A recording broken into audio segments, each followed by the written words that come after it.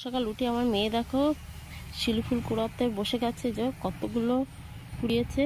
ও ফুল দেখে আর থাকতে পারলো না, না কুড়িয়ে তো বসে পড়েছে ফুল কুড়াতে। আর ওর গন্ধে না, মানে ফুলের গন্ধে একদম গাছতলাটা পুরো ভরে গেছে। এই কিন্তু অনেকগুলো হয়েছে তো খুবই ভালো লাগছে ওরও, আমারও তো ভালোই লাগে। ফুল কার না ভালো লাগে বলো।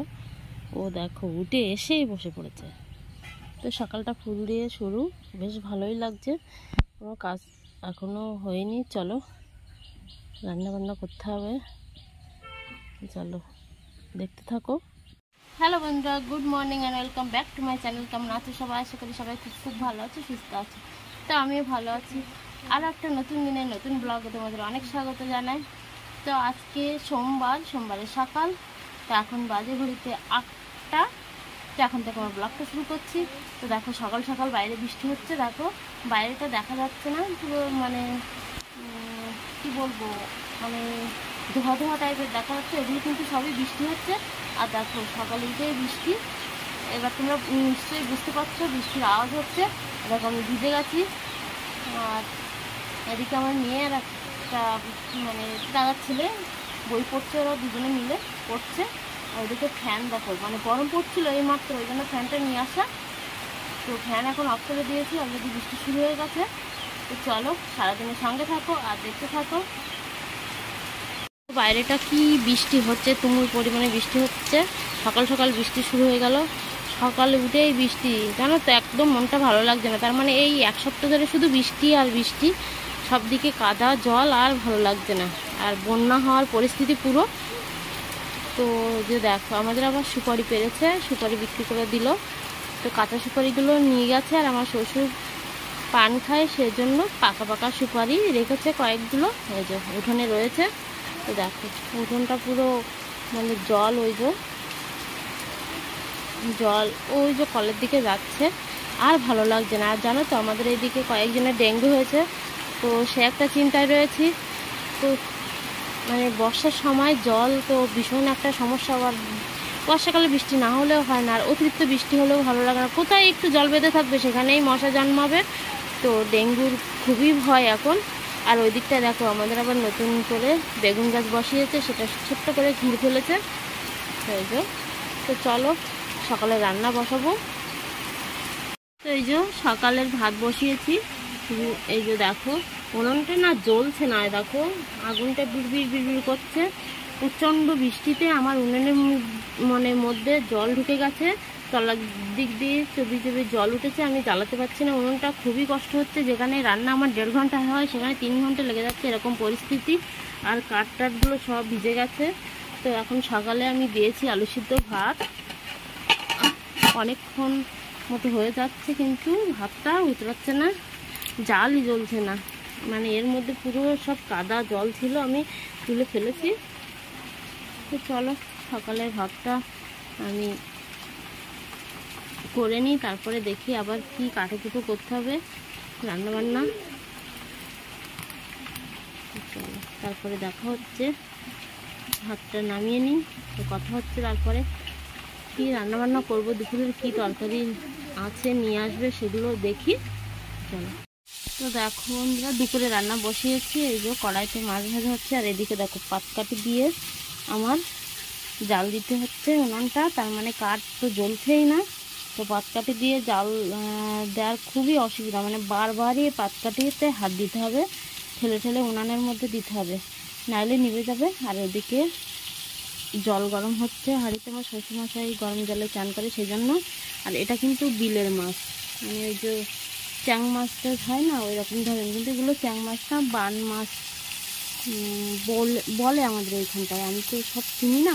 তো সেই যে এটা বিলের মাছ, বিলের মাছ খাওয়া খুবই উপকারী, খুবই ভালো। এগুলো টাটকা একদম, আমাদের এইখানেই সবাই ধরছে, আমাদের মাঠে পুরো জল ভরে গেছে। তো ওটাই ভাবছি, ওই মাছ দিয়ে আলু দিয়ে বেগুন দিয়ে ঝোল করব। আর এদিকে মোচা কেটেছি, ওই মোচার মধ্যে ওই আলুগুলো দেবো ছোটো ছোটো করে, গোটা গোটা করে মোচা আলু কেটে নিয়েছি, মোচার মধ্যে দিয়ে মোচাটা ভাজা করব পেঁয়াজ দিয়ে। আর ওই মাছগুলো বেগুন দিয়ে কাঁচা লঙ্কা দিয়ে রান্না করব ঝোল। তো এটাই আজকে দুপুরে রান্নাবান্না। একটু কম কম করে রান্না করবো। আমি জানতাম না আমাদের আজকে নেমন্তন্ন আছে একটা শ্রাদ্ধ বাড়িতে, মানে মরা বাড়ি। তো সেখানে আমার শ্বশুর শাশুড়ি যাবে না, আমরা 3 জন যাব, আমার মেয়ে, তোমাদের দাদা আর আমি। সেই জন্য অল্প করে রান্না করবো 2 জনের মতো। তো ভাত হয়ে গেছে, এই দুটো তরকারি। তো চলো রান্নাবান্নাটা সেরে নিই, তাড়াতাড়ি গুছিয়ে যেতে হবে আবার। চলো, এই যে আমরা রেডি হয়ে বেরিয়ে গেছি, সেই জন্য নেমন্তন্ন ছিল ওখানে যাচ্ছি। ওই যে আমার মেয়ে, ওই যে তোমাদের দাদা, আর আমাদের পথে দেখো কি পরিমাণে কাদা। তো চলো, অনেকটাই দেরি হয়ে গেছে, প্রায় 3টে বাজে। তো নেমন্তন্ন বাড়ি এত দেরি করে গেলে হয় না। তো চলো যাওয়া যাক।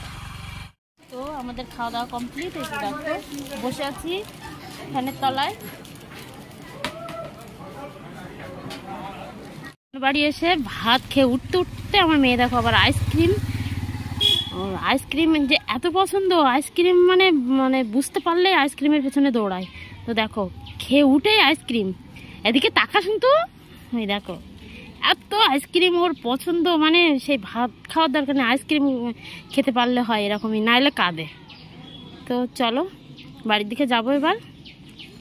তো নেমন্তন্ন বাড়ির খাওয়া দাওয়া সেরে তারপরে আইসক্রিম খেয়ে একটু ঘুরে চলে আসলাম বাড়িতে।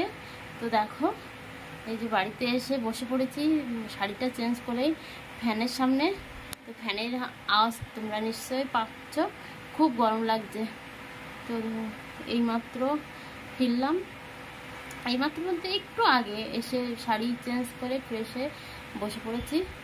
আর দেখো বিছানার অবস্থা কি, আমার মেয়ে এসে ওইসব হুলুস কাণ্ড করে চলে গেছে খেলতে।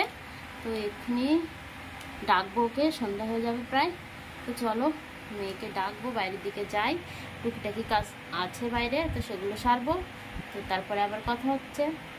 তো এই যে দেখো বন্ধুরা, আমার মেয়ে তখন যে আইসক্রিম খেলো ওইখানে নিমন্ত্রণ বাড়ি খাওয়ার পরে ঠান্ডা লেগে গেছে হয়, আর বলছে মা মাথা যন্ত্রণা করছে। তো এই যে দেখো মাথা টিপে দিতে বলছে, বারবার বললাম খাস নে, তো আমার কথা শুনলো না। ভাত খাবি তো, শুধু ভাতও খেতে যাচ্ছে না এখন। আর এখন তো সব দিকে ডেঙ্গু হচ্ছে, মশারি এক্ষুনি টানাতে হবে, নাহলে হবে না। তো চলো মেয়ের একটু মাথাটা টিপে দিই, মশারি টানাবো, রাত হচ্ছে। আর এদিকে ডেঙ্গু এত হচ্ছে আমাদের আশেপাশে, খুব ভয় করছে।